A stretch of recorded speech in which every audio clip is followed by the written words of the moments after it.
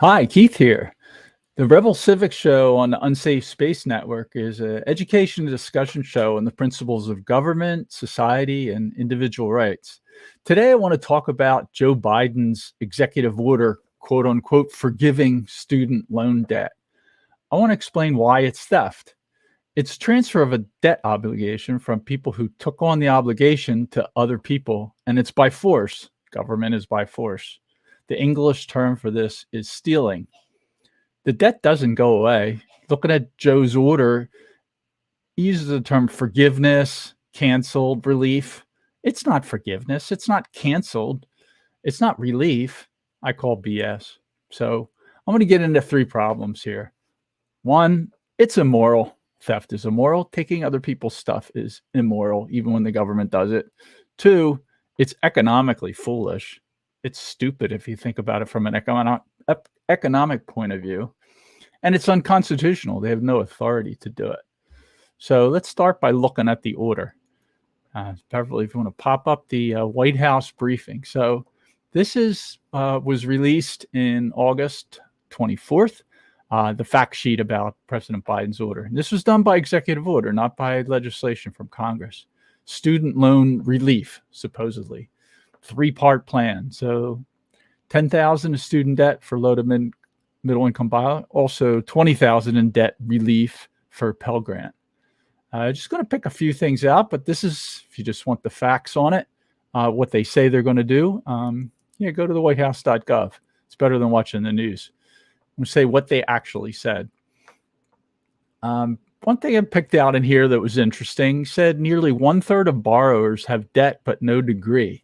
This is according to the Department of Education. That's interesting. You can imagine a bank that loans money for houses that 1/3 of the borrowers don't pay it off or never finish the house. It means that they're giving loans to students of marginal capability at best. 1/3 of the people never finish, but they have the debt. So that's a sign that they're not actually giving loans to people that should be going to college. 1/3 is an atrocious rate to complete a goal like college. Whatever their reason for doing it, for not going, and I'm not arguing that there's reasons to complete it. There's probably a lot of people get to college and they're disillusioned and they stop. And now they got this debt. Somebody convinced them to start something that when they got there, they realized they shouldn't have bothered with. Another interesting one, not to get into the race thing, but since Biden and the White House did, I'll bring it up. White House says the student debt burden also falls disproportionately on Black borrowers. Now they got to throw in race. That's the latest thing, right? 20 years after first enrolling in school, the typical Black borrower who started college in the 95 to 96 school year still owed 95% of the original student debt. That's an astounding statistic. 20 years into a loan and they still have 95% of the debt. I guess forgiveness, quote unquote, is a thing, because after 20 years, you think they ain't paying it back. Now, I don't know why they need to go into race, and I don't want to get into racial differences, but is this because they're giving more loans to more Black people who shouldn't have ever gone to college than white people? I don't know. But that's an interesting statistic, and it's also interesting that that's what they decided to put in their order. So anyway, there's a three-part plan here. I'm going to go through some of the plans. So targeted debt relief to address the financial harms of the pandemic. That's the cause. Well, they need a reason. He knows he's not actually legally allowed to do this. So they have to claim some kind of an emergency.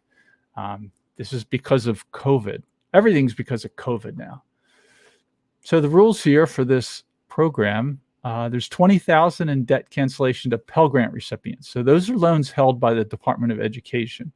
They're also they're given out based on financial need. Financial need is more important than academic credentials for those kind of loans. For non-Pell Grant recipients, a lot of these are held private banks that are contracted and guaranteed by the government. It's still the taxpayer that's on the hook, spoiler alert. But those, they're going to cancel up to $10,000. So they want to pick out one subset and give them twice as much of this cancellation. It's eligible for people 125,000 individual, 250,000 for married. So that's interesting. When they claim this is for poor people, they can't afford to pay back their student loan. Somebody that's married and has maybe they're raising a family, married and have a wife that doesn't work, or a husband that doesn't work, the person with the loan can make up to $250,000 a year, and they need a relief. They can't afford to pay their student loan. Somebody that makes $250,000 a year, married, or $125K a year individual, should not have arranged their lifestyle to need a $10,000K debt relief, which means it isn't about that. The fact that they pick such a high number means it isn't addressing the households that they claim in the beginning. Make it more manageable for future borrowers. So there's another aspect of this is what they're doing in the future. They're cutting the monthly payments in half for loans. They're changing the cutoff from 10% to 5% of the discretionary income. Here's another funny one. It's based on discretionary income. So 5% of a borrower's discretionary income. Pay back the loan isn't based on how much you borrowed. It's based on what they say is your discretionary income, which is based on your reported income. So this relies on people reporting their actual income and then calculating what the government claims is discretionary. And then you only have to pay 5% of that. So if you want the government's view on whether college is necessary, obviously not. They're saying you can spend 95% of your discretionary income on something other than your college debt. That must mean that they think college is about as valuable as getting one extra beer when you go to the bar. All right, I'm not going to go through the rest of this, but is ridiculous a good word? So it's astounding. I encourage you to read it. Fact sheet: President Biden announces student loan relief for most borrowers who need it most. Who need it most, huh? Okay. Next, I went to the federal student aid. So this is the website that you can find out information about aid and apply. Interestingly, the header page says you must repay your loan, so be sure you understand your options and responsibilities. How do you know when the government's lying? When they make a website? It's a play on the how do you know when a politician's lying? They start with something that is patently false and absurd. Then they go through, this site has the different kinds of loans. There's direct subsidized loans. So that's based on financial need for undergraduates. That's where the government is subsidizing. Then there's direct unsubsidized loan, which isn't based on financial need. And that's also for graduate and undergraduate students. There's another program called Plus, which is not based on financial need, but a credit check is required. Oh, how about that? A credit check is required? So I guess these others are saying there's no credit check. This is a very smaller subset of the program. They actually care about your credit when they loan students our money. Very interesting. And then there's a way to consolidate it for people who manage to score a bunch of these. Anyway, here's another website. It goes into details of how to get your loan. I read through this. They're pushing college. They're pushing loans, pushing college hard. And they throw the money in, and for extra fun, you don't have to pay a lot of it back. The next thing I was going to show, I want to talk about this 20-year idea. So they say in that after 20 years, wherever state you're at after 20 years of payback, then the rest of it's forgiven, quote, forgiven. So if you can manage to not have much income, it encourages having very little income. Lower income is better because your payment is based on your income, not what you borrowed. And if you can hold out for 20 years, then the whole thing's done. I think that's how people get to the 20-year point and still owe 95%. Actually, at it from an individual point of view, it's dumb to pay it off. It's a bad idea to try to make more money. In the report, it actually says it in the order, 16% of the borrowers are in default. That's a huge number. It's also historical based because not a single person has had to pay back $1 since Biden's been in office.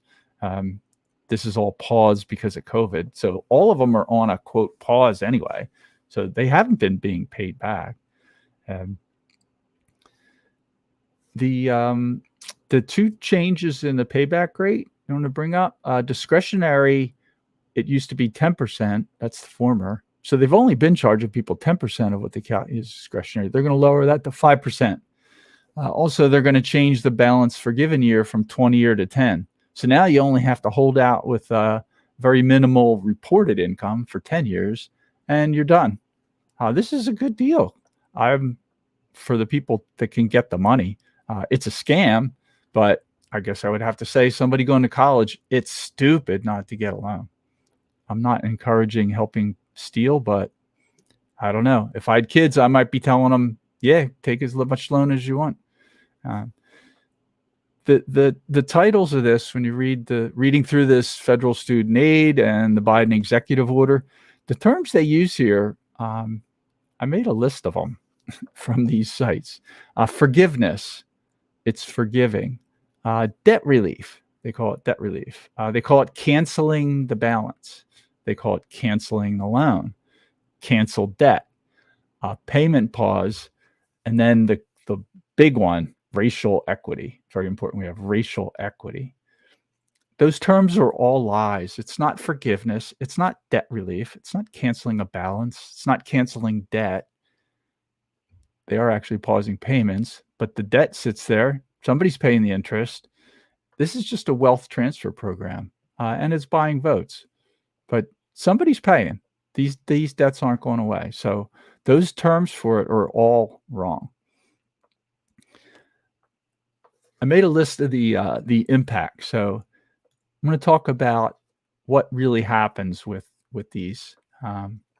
This is a top 10. There's actually a lot of impacts.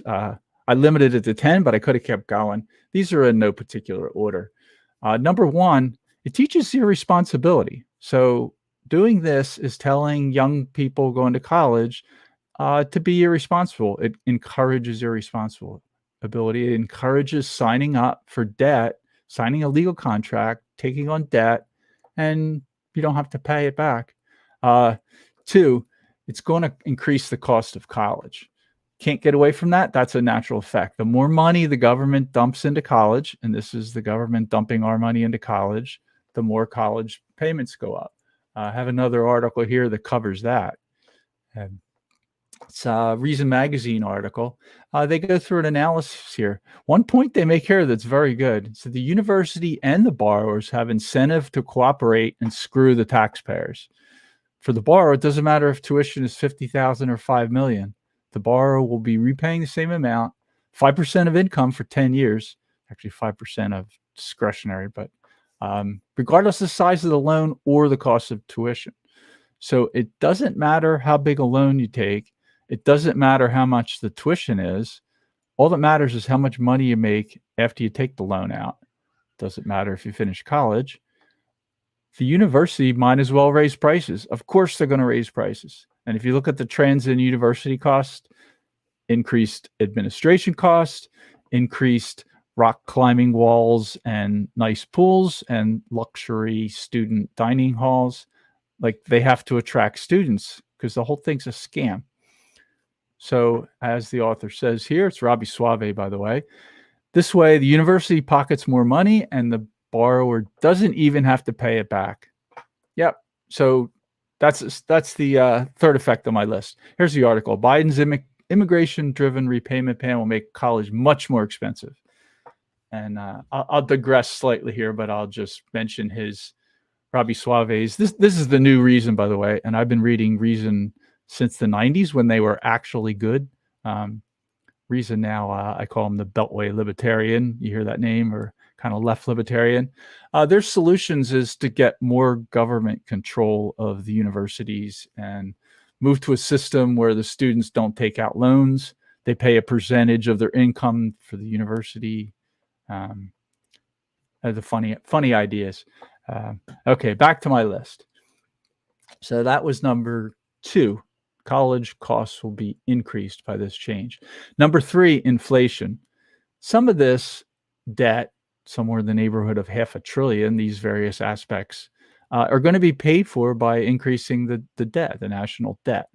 The way that is handled is by printing money and borrowing money, both of which are forms of taxes that are somewhat hidden to people that aren't paying attention.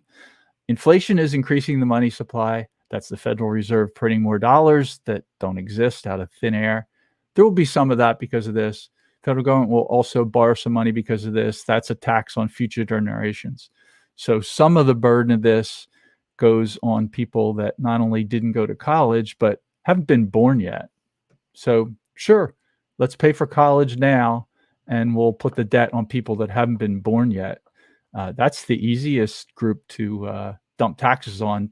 They don't vote. They can't even talk. They're going to increase taxes. It's part of the purpose of the 87,000 new IRS agents is to go after middle income people that are getting around taxes. So there's going to be an increase of taxes. All right, on my top 10 list, I didn't mean to take this long to go through it.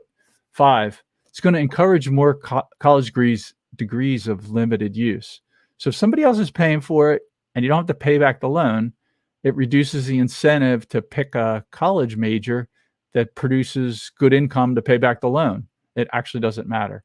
So part of this, one of the effects of this program, I think we should expect to see more 4th century art history degrees, more gender studies degrees, and more PhDs in lesbian dance theory. Like, that's a natural effect. If somebody else is paying for it, doesn't matter what you get.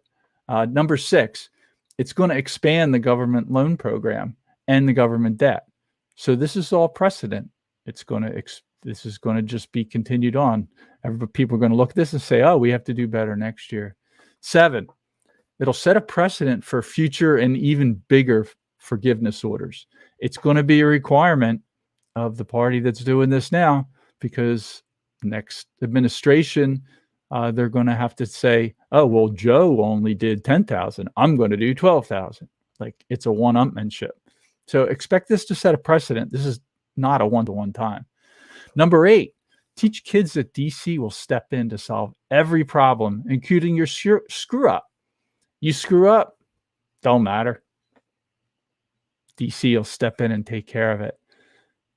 9, it'll increase dependency on the federal government, which is really part of 8. I could have combined them. But in general, it's encouraging people to be more dependent on the federal government. Number 10, it's going to increase voting Democrat in the midterms and in the 2024 elections. People that have been watching this show know I don't get into this politics. I don't really care all that much about the difference between the parties. But this is clearly some vote buying going on here. And full disclosure, I've never been a member of any political party. I don't intend to join a political party. But this Mises Caucus thing's making me think a little more about that. But I've managed to make it to this age without ever joining a party. I don't see political parties as being the solution to anything in DC, based on my history of watching them. Anyway, you can pause the screen. I'm just rambling now, Beverly. So this whole thing is economically stupid. Like, this is a dumb idea. So we have to think, like, what is the purpose? Because it's not economics, not real true economics. It can't be. It's not really about the poor, because the benefit is primarily to college educated people, which are wealthier. You know, a bachelor's degree is worth right now statistically 1.2 million more in lifetime earnings. So it's not about economics. It's not really about the poor. Actually, poor people tend to go to college less. They're shouldering more of a burden than the higher income people. So it's not really about the poor. It's not about economics. So I can think of 3 possibilities. Caveat, I'm careful about speculation. And when I do so, I point out I'm speculating here. So one of the purposes is more money to colleges. It's certainly an effect of it. So I have to consider that possibly that's one of the purposes. Second, it's a cash windfall to college-educated elites. Here's a group that's going to get a big benefit out of that. Employees of the Department of Education. I bet you there's a lot of people working in the Department of Education that are going to get a windfall from this. So that's who's getting the cash windfall from it. Again, I'm speculating. I'm not saying that is their purpose, but that is something that happens, and that could be one of the underlying purposes. Third speculative purpose, it's payback to voters from the last election, because Joe Biden did promise to do student debt relief in his campaign. So it's a payback, and it's vote buying for the midterms and the 2024 election. That looks like the most likely possibility to me. Okay, next thing I want to get into is really the value of college. So what is college worth? This program and society in general is really pushing people into college. 50 years ago, only 5-10% of people went to college, 5% in the 50s. Now it's something like a third. And a lot of people go to college that shouldn't go to. And I'm not saying no one should go. I went to college, but there's a lot of people going to college that would be better off going to a trade school or getting a job or becoming an apprentice or doing a co-op program. So we have to look at what is the real value of a college. First, and I think this is currently number one, college is a compliance test. It shows you're conformist. It shows you're a team player. It's a 4-year ordeal, and people who manage to get through that, it does mean something. It means you can sit down and shut up and follow a bunch of dumb rules, take tests, pass them, and do that for 4 years straight. So a company looking for an employee might look at that and say, okay, this person will be a team player. They can go along with what we want them to do. Secondly, I think it has an effect of being sort of an IQ test. There is kind of a cutoff. A lot of people start college and aren't really scholars. Depending on the degree, they might change the degree. They might give up. So it is a really bad version of an IQ test. Ever since they made IQ tests illegal for employers, for those that you don't know, it is illegal to give somebody an IQ test and use that. So you have to figure out if someone is intelligent, because if you own a company, you're a manager and you're hiring employees, intelligence does actually matter. That's a factor, but you're not allowed to use an IQ test. So a really poor substitute measurement for that is a 4-year degree. So that's why you see people looking for an employee and they say 4-year college required. The major actually doesn't matter anywhere near as much as the actual piece of paper that says you made it through. You did the ordeal, and we see that as a sign, and that might be valid. I don't know. Carter on his show has talked about hiring people for startups, tech companies was involved in, and one of the stories he's told me was about hiring people that have a MBA for a financial position, a startup. So you get a new grad MBA straight through, got a bachelor's degree in economics and an MBA, or bachelor's of finance and an MBA, versus a guy who owned and ran a pizza shop for 15 years. Carter said, as far as a software company goes, take the guy that owned and ran a successful pizza shop for 15 years. He knows way more than a guy that just got an MBA. So that's an interesting story. Again, I digress. But I want to bring up something called the sheepskin effect. So I got another share here. If you've never heard of this before, the sheepskin is the name for the college degree, the traditional name. I guess back in the day they printed it on sheepskin. I don't know. Mine is on fake parchment from University of Maryland. But the sheepskin is a name for the degree. The sheepskin effect is the income-derived effect from the actual sheepskin. In other words, from the degree. This is a fun one to read about because if you search for it, almost all the articles say that it's wrong, and it can be amusing to read why people say it's wrong.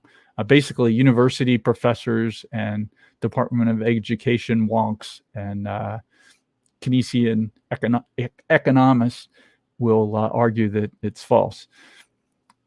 A summary of it is, it started, the guy who made up the term, he took a look at statistics in the US for people who made it through 3 years of college and dropped out versus getting the degree in 4 years, and found that the majority of the lifetime economic benefit of going to college comes after the 4 years. So if the education was what the benefit that produced more income was, if education was a benefit, then you should see an increase at 1 year of college, 2 years of college, 3 years of college, 4 years of college, about the same. Now you might argue maybe you learn a little more in the fourth year. I think I might argue, actually, I saw a lot of people sliding when they realized they were going to make it. But overall, statistics is a great way to look at this. So what the original study found was that it's an astounding difference, 3 years to 4 years. So there's two theories, like nearly everything that produces economic benefit you learn in the fourth year of college. That doesn't sound right. Or just going through 3 years and not finishing, what you learn doesn't actually matter as much as you would hope and what people claim. What actually matters is getting the degree, the piece of paper. So I looked at a bunch of stuff trying to find a good analysis, and I found this one that I really liked, Brian Kaplan. This is a nice mathematical analysis. Sorry for the little bit of geekiness here, but he went through a large amount of data and this general social survey with a degree. So he took statistics and he did several different versions of it. The most detailed one here, where he's assigning weights, and he assigned high school diploma, associate degree, bachelor's degree, and graduate degree. So count those four as a benefit, and then look at the years of education. So start with 1 year up through PhD degrees. And he ran the stats on this. When controlled for the degrees, which is, the four different ones he split it into, every year of education in his data, he found that a year of education raises lifetime earnings by 2%. The degree, getting the actual degree, boosts earnings by, round off, 26%. So what this is saying is that if you make it through 3 years of college but don't actually get the piece of paper, and this is all degrees US, it's the general statistics. Doesn't matter what degree we're talking about here. Getting the piece of paper statistically will give you 26%. And he's rounding off all four. So high school, associate, bachelor's, graduate degree. He did later, he splits it into the more advanced degrees, and it actually, that shows a little bit bigger effect. So the more, here, I'll just do one more of these and then I'll move on. Like a 4-year degree is a 46% advantage over high school. And then an advanced degree, graduate degree, is another 39% over the 4-year degree. Anyway, this is interesting. This is talking about the value of the actual degree. So it's the piece of paper as more than the years of education. Gene Epstein, the former, he was a writer on economics for many years. Now he hosts the Soho Forum. He's great. I watched him host a debate at PorcFest this year. He taught college, and he talked on a podcast with Tom Woods a couple weeks ago about an experiment he did when teaching college. He became disillusioned with the whole thing. So he did an experiment after several years because he started thinking that the students didn't really care. You can pause this because I'm not going to talk about the sheepskin more. He decided he's going to give a guaranteed C for anyone that signs up. All you got to do is sign up. And then at the university, and then he also did the experiment when he was teaching at City College, which was just a pass because they just had pass and fail. So you get a pass if you just sign up for class, you don't have to come. But to get a B, an A, or an honors degree, you had to show up, learn something, take a test. You had to actually, come to class and talk to them and learn something from them. What he found is that 90% of the students don't show up. They're fine with just getting this C. 10% come to class and actually tried to learn and wanted to get a higher grade. So here's a question. Does 90% of the people, maybe they actually figured out this sheepskin effect scheme, and they know there's not really that much point in coming to class if it wasn't something they're interested in. Gene Epstein said he became a popular teacher that year. The students did not rat him out. Pretty funny, but no, nobody let him know. But 10% did show up. So he's speculating maybe only 10% of the people should go to college. I don't think I've ever talked much about my personal experience, but I just thought I'd mention it. Like, I did have a college loan. I got a loan to partially fund my first 2 years. It was at University of Maryland. At the time, I needed cosigner. My dad co-signed it for me. I did not want to get the loan. I was nervous. Like, I didn't want to go into debt. I thought that was a crazy thing. I just wanted to work and pay for college. My parents weren't going to pay for it. I thought it was interesting. I tried to tell them what my major was because my major was electrical engineering. I thought they would be interested in that. They didn't care. So I could have majored in gender studies. I guess it would have been women's studies then. That was before the people who run the gender studies program lost the ability to define what a woman is. So it used to be called women's studies. Sorry for digressing. But it was only for a part of my first 2 years. I was also working part-time. I got into a co-op program, so I was working a lot. It took me 6.5 years to get my bachelor's degree. I've worked twice up to 9 months full-time for NASA and for RCA Government Communication Systems as a co-op. So basically, I was a technician. Towards the end of college, I was doing engineering work. I mean, I was starting to do design.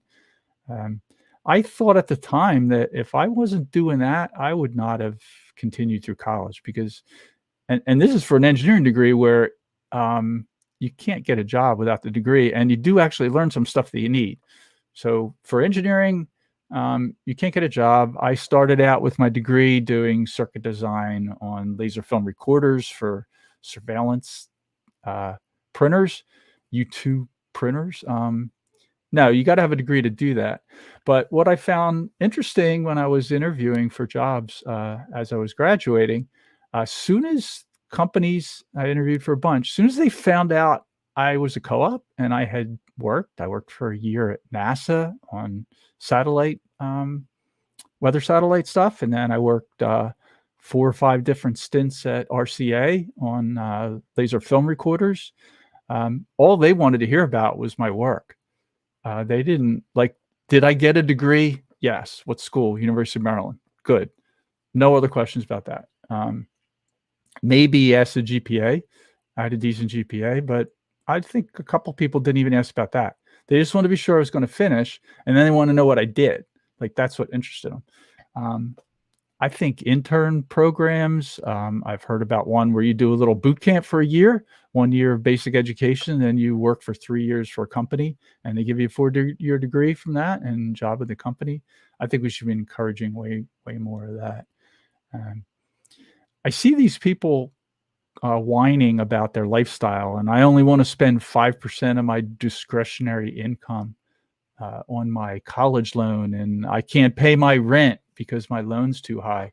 I wonder what their lifestyle was. Not to complain, but I lived quite frugally through college. Group houses, paying very low rent. I was working full-time as an engineer for 9 months before I bought my first car. So I'm not trying to say a woe is me story, but just like to point out, it looks to me from looking at Twitter and these articles from fairly wealthy, elite college professors demanding that we forgive student loans because of this and that and the other situation. They're not willing to live the appropriate lifestyle until they can pay off their loan. I think that you have to reduce your lifestyle. All right, because this is Revel Civics, I want to get into the next topic, which is Joe Biden allowed to do this? So here's the question. Does Joe Biden have the authority to issue this order? No, of course not.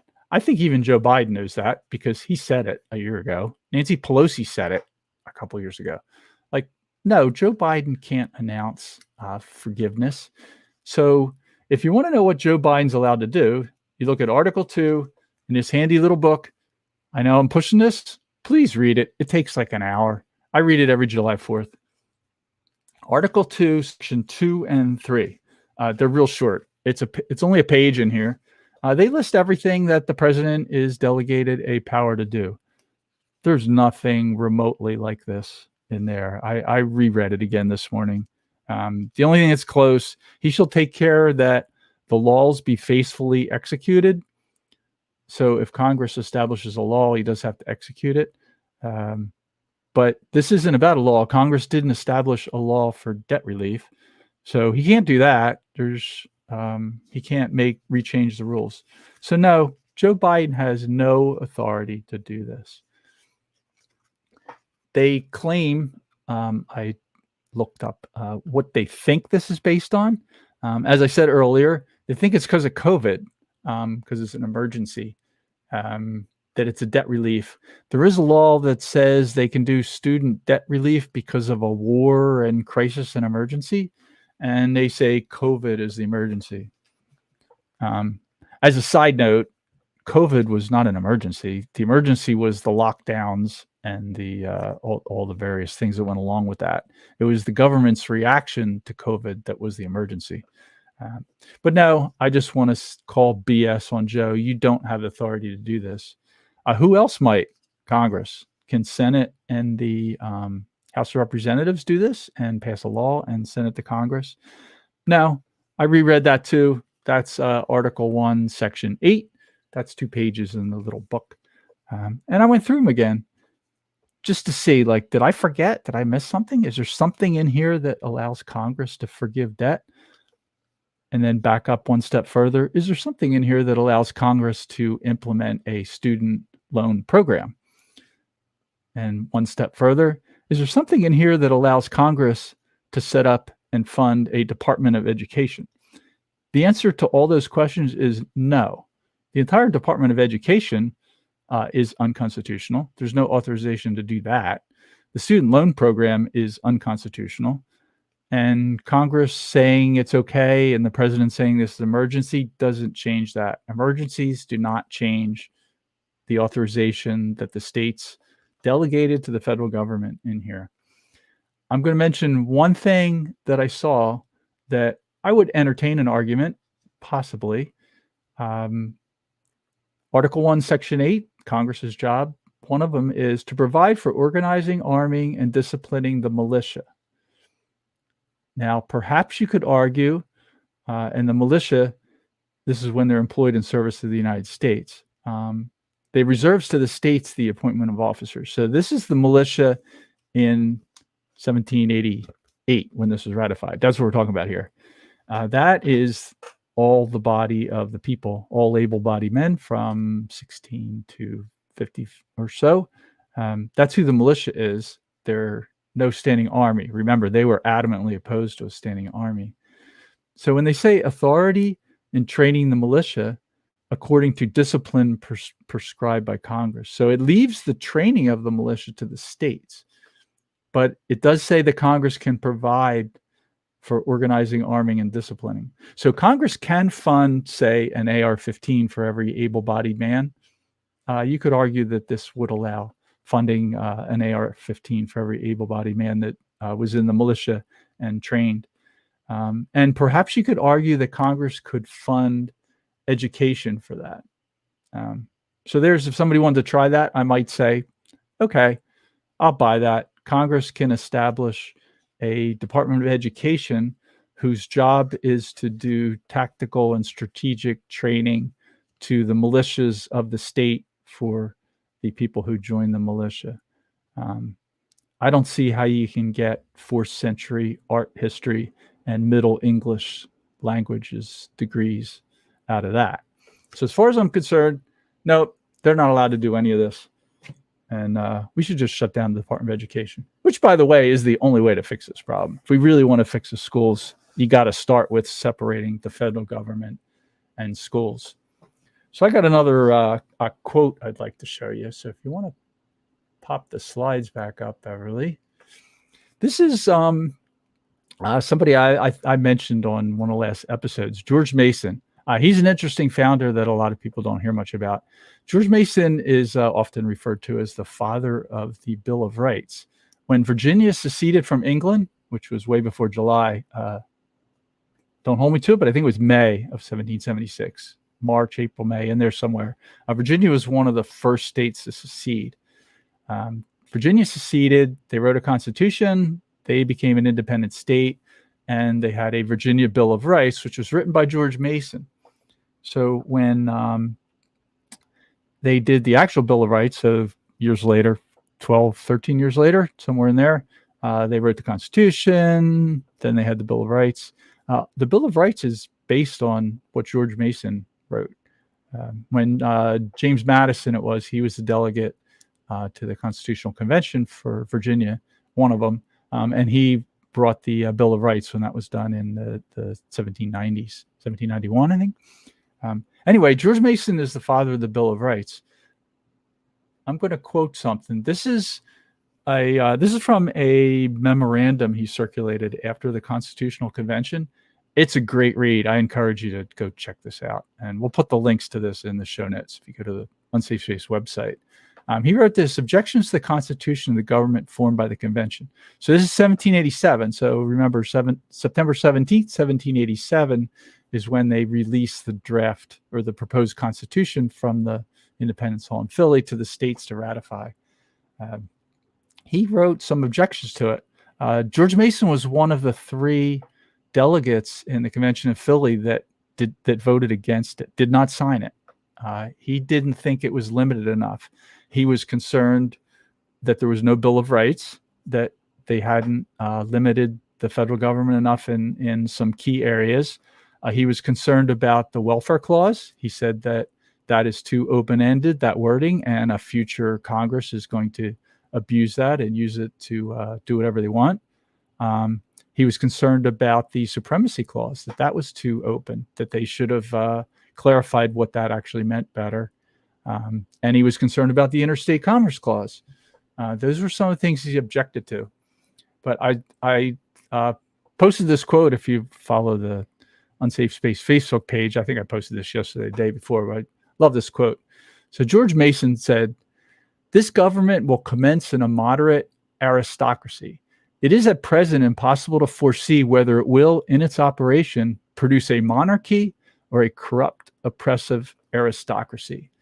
It will most probably vibrate some years between the two and then terminate in one or the other." I said, damn, he nailed it. How did he know? This was 1787, he said this. He's looking at the Constitution and some of the ways it could be abused because it wasn't limited enough. And we'll leave this as a exercise for the reader. Maybe we should have a poll on this. So did we vibrate some years, 250 or so now, between these two? And do we have a monarchy or do we have a corrupt, oppressive aristocracy? Seems like we have both. Joe Biden's order is something that would come from a monarchy, as if he is king. The Department of Education and the student loan program itself came from a corrupt, oppressive aristocracy. So perhaps if I was as smart as George Mason and around in 1787, I would have said both. I think we got both, and it does vibrate between the two.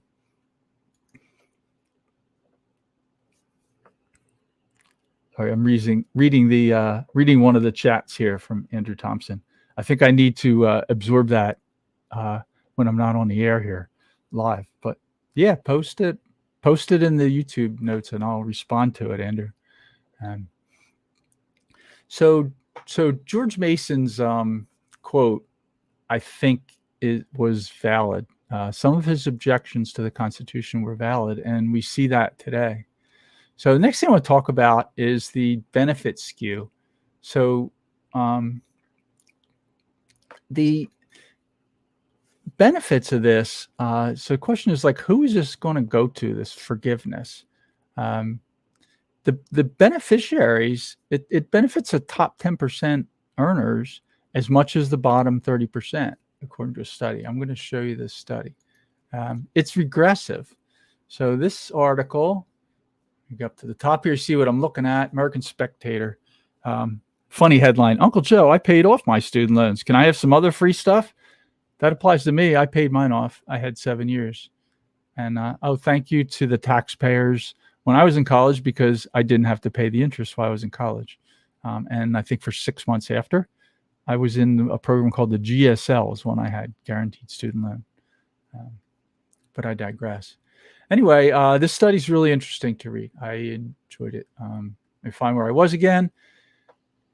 This is there's some links in here, and I followed the rabbit hole of some of these links, but this one was pretty good. These economists here. Full or partial forgiveness is regressive because high earners took larger loans, and also because low earners balances greatly over state present values. So the low earners balance is an overstatement of what they got out of it.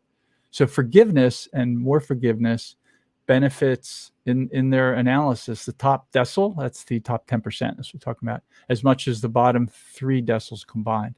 So this study is saying that the loan forgiveness benefit that goes to the top 10% of earners who took the loan is the same as the bottom 30% of earners.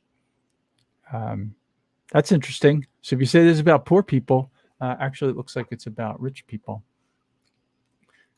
I'm going to say one more thing. I want to talk about the total here. So there's a question on how much is really the total relief here. This is earnings. So what is a degree worth in lifetime earnings? This data is from the Bureau of Labor Statistics. They're arguing education pays in 2021. That's true. It does. Statistically, education does pay. I talked a little bit about why earlier, but it does pay. So the Bureau of Labor Statistics is showing typical average weekly or mean weekly income from various degrees, from doctoral down to less than a high school diploma. So what happens with this loan forgiveness program is the people in this area up here have a significantly higher benefit from the program than these people down here. And these people are paying for it. So overall, this represents a transfer in wealth in this direction. So the loan forgiveness program, student loan program itself, because of not only, and I'm not talking about now just about Joe Biden's order, I'm talking about the total here that we're talking about. It's a transfer of wealth from lower income people to higher income people, statistically. This is an article from the Committee for a Responsible Federal Budget. So they analyze this forgiveness program and also the repayment plans that are part of this. And they say, combined with today's announcement, which is the Joe Biden executive order, the federal government's actions on student loans since the start of the pandemic have cost roughly $800 billion. Now, who pays for that? Not the students that are forgiven. And he's saying $750 billion is due to executive action and regulatory changes made by the Biden administration. So, and Trump was gone shortly into the COVID thing. So only 50 billion of the 800 total happened during Trump's administration. Not that I'm speculating about what would happen if Trump had got 4 more years. I don't think he would have done this. Anyway, this is a table. A question here is like, when I'm saying this is theft, right? I hope I've explained it to people why this is theft.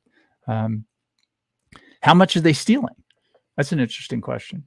So from this analysis, from this committee here, the student debt cancellation of $10K, $20K for Pell Grants, $10K for non-Pell Grants, that totals $360 billion. So that's going to cost $360 billion. It costs somebody $360 billion. This is the income derived repayment plan, IDR. That's going to cost another 120. So they're making changes to the repayment plan that is based on income. And one of the reasons that costs money is because after a certain period of time, you don't have to pay anything back. It's done. So if you just hold off for what used to be 20 years, now you only have to hold off for 10 years. So there's 120 billion there. And then there was a repayment pause because not a single student loan payee has had to pay a single dollar since Joe Biden has been in office because of COVID. Everything because of COVID. So there's another 20 billion there. That almost gets lost in the noise. We are talking about money where 20 billion is almost lost in the noise. There was barely enough room on the chart to print the text for what it is at 20 billion. So the total here, 500 billion. That's a nice, easy number. So we're talking about $500 billion. $500 billion. So that's what this costs, $500 billion. That's how much is being stolen. All right, you can stop the share now. I'm just going to rant for a little while and then close this out. So Al Capone didn't pull off a crime anywhere close to this. He couldn't even dream of stealing $500 billion. And he was in charge of Chicago bootlegging, the city of Chicago bootlegging during Prohibition. That was a pretty good income at the time. Al Capone didn't even come close to this. You have to go orders of magnitude down. This is a huge crime, and it's theft. It's got to be paid back by people who didn't take on the debt. So the as I said before, like, it isn't forgiveness. It's not debt relief. Like, the debt doesn't go away. You can't just wave a hand. I mean, I could loan you $10 for another beer at the bar, and then later say, I forgive you. Because it's my money to forgive, but the government is not forgiving their money. They're forgiving somebody else's money. It's not theirs to forgive. It's got to be paid back by people who didn't take on the debt. Some of them didn't go to college at all. Some of them worked through college to pay for it. Some of them previously paid off college loans. There's a great Babylon Bee tweet, showing this plumber. He's excited to go to work to pay for his neighbor's gender studies degree. And been seeing a lot of chatter about rights from people who have no clue what a right is. Education is a service. It's not a right. Student loans should be private. We should separate government and student loans. That's the first way to solve this. And a private bank issuing a loan to a student, it should be based on risk versus reward. It's an analysis by the lender. The degree chosen matters. The predicted student's payback matters. Co-signer's financial history, if they require a co-signer, that matters. Credit risk matters. If that's how student loan programs were run, you wouldn't have 95% of the Black people 20 years into I said that wrong. You would not have the majority of Black owners 20 years into their loan still owning 95%. You would not have a 1/3 overall default rate on the student loan program. These should be private. Again, student debt forgiveness, student debt canceling, student loan relief, payment pause. Those are lies. Those names are all lies. It's a transfer of wealth. I call BS on that. It's a transfer of wealth from one group to another. That's theft. That's called stealing in English. Student loan forgiveness is theft. If anybody disagrees with that, I'd like to hear the argument. So this is stealing out and out. All right, I threw out a lot of links at you guys there. We'll put all the links on the Unsafe Space website with the show. That'll be up there in a few days. Carter has to do that. I encourage you to read them or read other things, and I welcome discussion on our Discord group or in the YouTube with the video. And maybe I got one of these things wrong. Maybe I pulled up some error, but I stand by the theft thing. This is theft. It's theft of $500 billion. All right. Talk about next week briefly. We recorded a show on the Constitution, starting a new series called Rebel Civics Classroom. We had 4 students of various junior and senior high school ages, and I did about a 1 block class on the Constitution.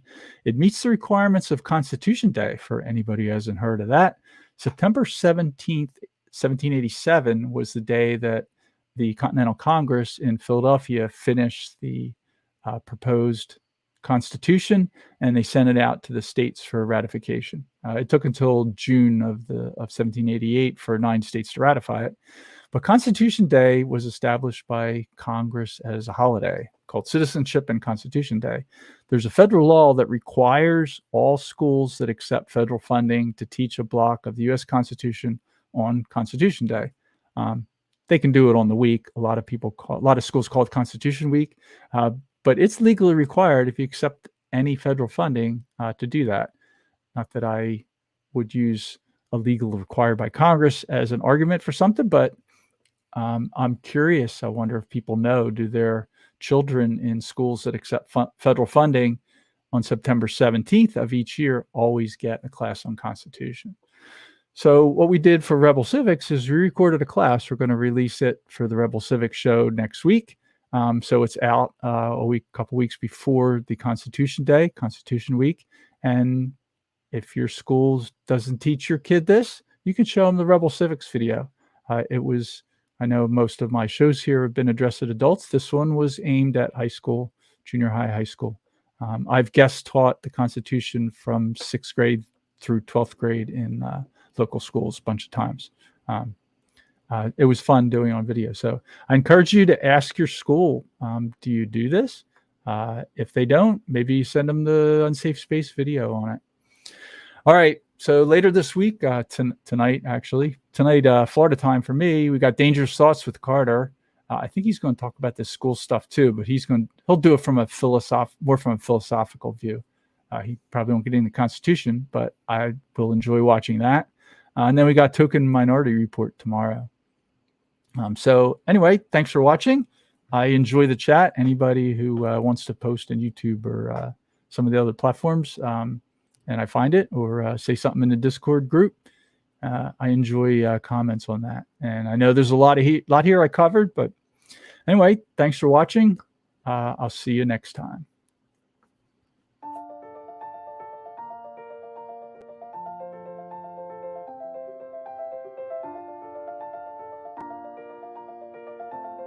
Thanks for sticking around until the end.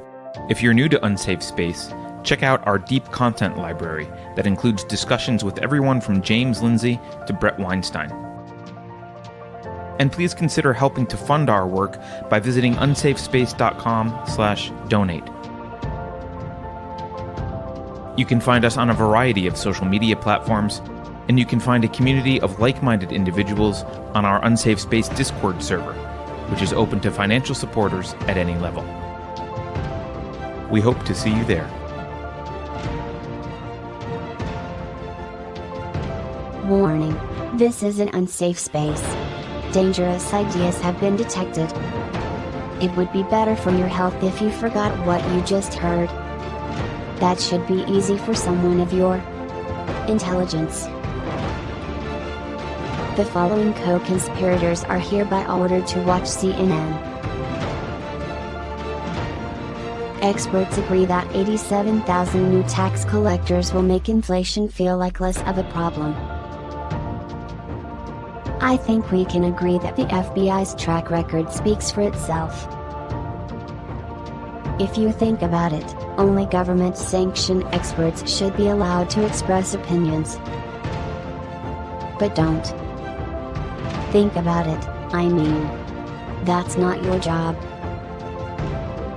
Thinking has been scientifically proven to be less efficient than compliance. Science, scientific, and scientifically are registered trademarks of the World Economic Forum. Unauthorized use is prohibited.